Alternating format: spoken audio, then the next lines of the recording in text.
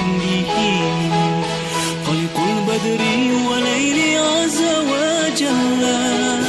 ulang puja posidopo syukur Rabbi aini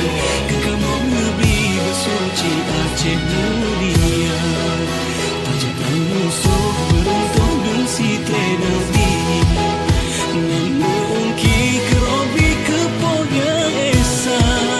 musuh hantin pangcit malang celaka tu boro koro surga tan boro koro malah neraka surga tan boro koro malah neraka. Assalamualaikum. Ulun kena peturi Sabohoi kaya lanjaro kamo perang sabi ke anak kunci jua ke ilahi rapi darah perjuangan lanjaro kamo generasi kena baka anak tutup tama jihad pelanan rohana yang teke darah mirai ilih habilam aso nyawang tak pewasi ke jihad dari kamo mati bersahid membakat mandung adun ngon ado indah ambo indah muna tapi kita sadonyo apola kita tak buat lagu kita tak bodoh jauh dari orang tua namun pasti bapasan anak ambo bebaik tagakkan solat sampai beriman orang tua punya harapan doa indah pernah putih sampai berlahui kadang turun gentangi Abdullah Ibnu Rawah bapasan seandainya wang indah mati tak bunuh tak tapi wang pastikan mati juo yo ceritaku be mayang-mayang mucakap mati pak kedebah indah tu moyang patabi anak yang mati syahid dalam pak keturunan ke umat megah mandung tagara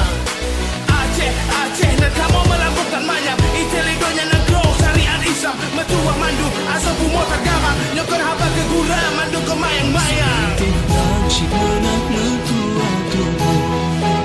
Silga tak roh yang nusong lebih kegatan Lindung gata segala yang mujahidin bersalin Jera-jera mungkin ikerim Raja Sumatera Bahagia sejahtera syakir dalam kamu Allah beri pulang jenda yang budinya dari Oh kasih wasirawa syahid dalam tangan surga Di pelabari jangan tahu siduka tinggi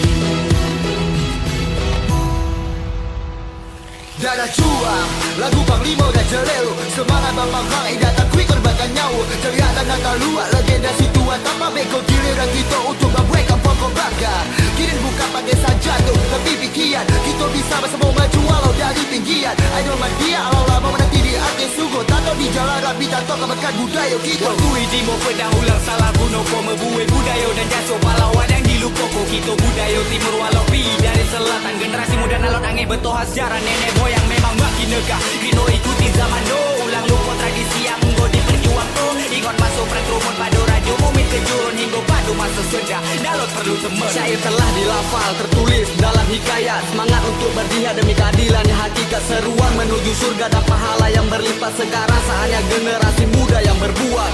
Kita pengganti para leluhur yang telah gugur Memang benar darah Aceh tidak takut bertempur Menerus warisi ilmu indah dalam bertutur Yakin akan terwujud sujud akid untuk bersyukur Assalamualaikum tungku medua